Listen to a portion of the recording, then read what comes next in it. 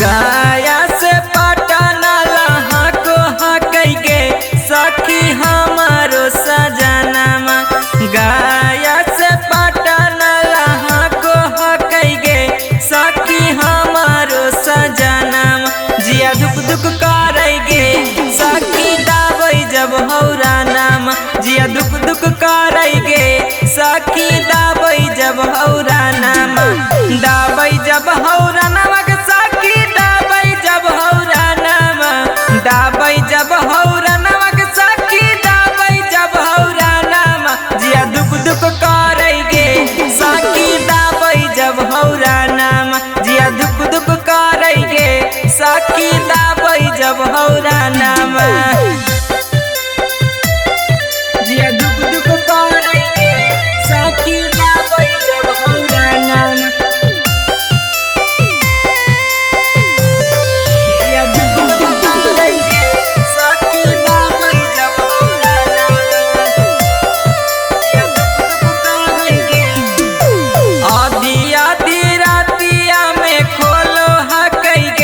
सखी चोली के बटमिया आधी आधी रातिया में खोलो हकई गे सखी चोली के बटनिया। जिया दुख दुख करई गे सखी दाबई जब हौरा नाम। जिया दुख दुख करई गे सखी दाबई जब हौरा नाम। दाबई जब हौरा नामक सखी दाबई जब हौरा नाम। दाबई जब हौरा सखी दाबई जब हौरा नाम। जिया दुख दुख करई गे सखी दाबई जब हौरा नाम। जिया दुख दुख करई गे सखी दाबई जब हौरा नाम। जिया दुख दुख करई गे सखी दाबई जब हौरा नाम।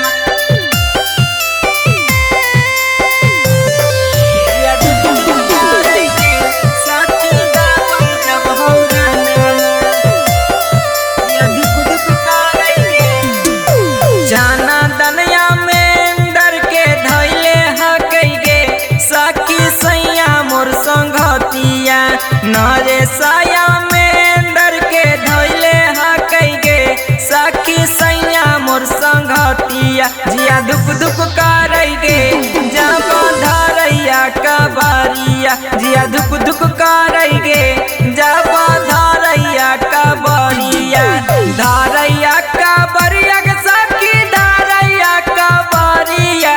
धरैया कबरिया के सखी धरैया कबरिया। जिया दुख दुख करई गे सखी दाबई जब हौरा नाम। जिया दुख दुख करई गे सखी दाबई जब हौरा नाम।